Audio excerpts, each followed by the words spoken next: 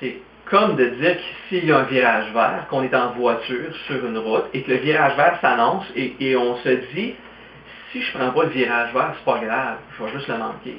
Mais en fait, si on est sur la route, qu'on voit des panneaux losanges jaunes avertisseurs qui nous disent qu'un virage s'en vient, on voit les lettres flèches, les panneaux fléchés, et qu'on ne prend pas le virage vert, on se retrouve dans le fossé, et on peut avoir des lésions, ou on peut ne plus être là pour en parler. Et on nous enseigne à se soucier, à voir, il y a un virage qui s'en vient, là, fixez les rétroviseurs et posez-vous la question de la couleur des voitures qui ont passé il y a de ça 3 km. Demandez-vous qu'est-ce qui s'est passé sur le passé. Évidemment, c'est important de regarder le rétroviseur de temps en temps, de regarder le passé pour se situer, pour connaître, pour se connaître nous-mêmes. Cependant, notre survie dépend du fait qu'on regarde la prochaine direction. Puis évidemment, si on veut atteindre notre but, qui est de rester en vie, continuer à évoluer comme société, comme espèce, on se doit de considérer les avertissements qui sont partout et qui nous disent, voilà la façon de vivre. Tous les moyens sont disponibles pour qu'on puisse vivre.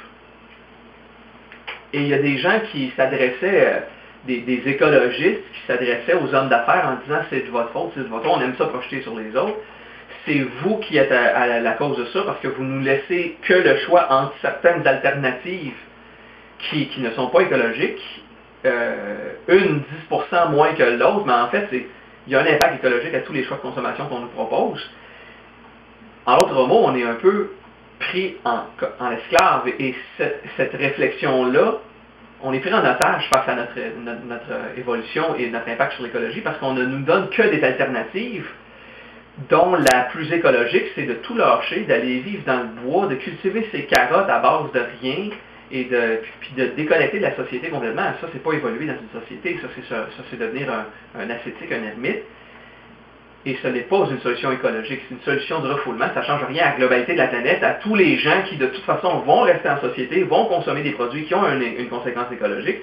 Entre mots, les grandes sociétés d'affaires ont un pouvoir sur les produits qu'ils nous proposent. Et on voyait des gens dire, ben finalement, c'est pas de notre faute.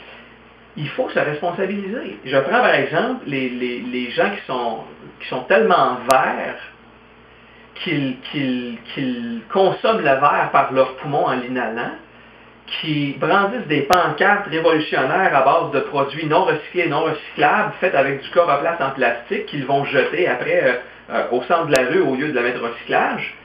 Et habillés avec leur poncho en macramé de laine de lama, en train de dire « c'est pas ma faute », si vous êtes vraiment vert, la seule façon qu'un homme d'affaires va prendre une décision vert, c'est si toi, le green, deviens un homme d'affaires,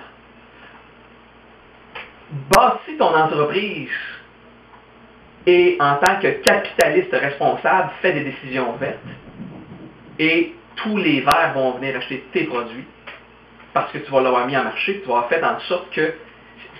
Arrête de dire que c'est les hommes d'affaires, fais ce qu'il faut.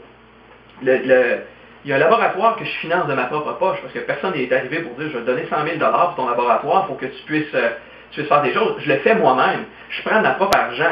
L'an passé, en 2007, j'ai déclaré 15 000 $ de revenus.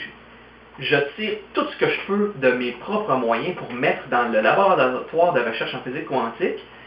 Puis on met des expériences où ces contrôles ont 1 pouce alors que nos plans expérimentaux du groupe B sont rendus à 7-8 pouces de haut à une vitesse fulgurante. On arrive sans aucune interaction chimique, sans aucune interaction physique ou mécanique, seulement par des technologies quantiques, à avoir une conséquence positive, non polluante, qui ne détruit pas le sol, qui n'enlève pas les bébites dans le sol avec des insecticides. On arrive à des résultats au niveau de l'écologie qui sont intéressants. On a des résultats au niveau des études sur la force vitale en tant que substance et non en tant que fonction. Ça, c'est un autre sujet. On arrive à des résultats intéressants et on le fait avec des moyens limités parce que je suis un homme d'affaires, je me finance en écrivant des livres, en parlant aux gens, en faisant des conférences, en me promenant à travers le monde et à recueillir un peu de salaire ici et je fais vivre ma famille immédiate et je réinjecte tout dans la recherche. Et cet argent-là, je le perds. Je ne ferai pas de profit avec ça. Je ne ferai pas d'argent. Parce que mon but, c'est de rester en vie. Il y a des gens qui disent, je veux que mes enfants puissent rester en vie, mais comme ils ne sont pas vraiment concernés parce qu'ils vont être morts, ils mettent peut-être un peu moins d'efforts. Je vais être en vie dans 50 ans. J'ai 35 ans, je vais avoir 85 ans, je vais me promener à faire des conférences. Ou je vais être dans une...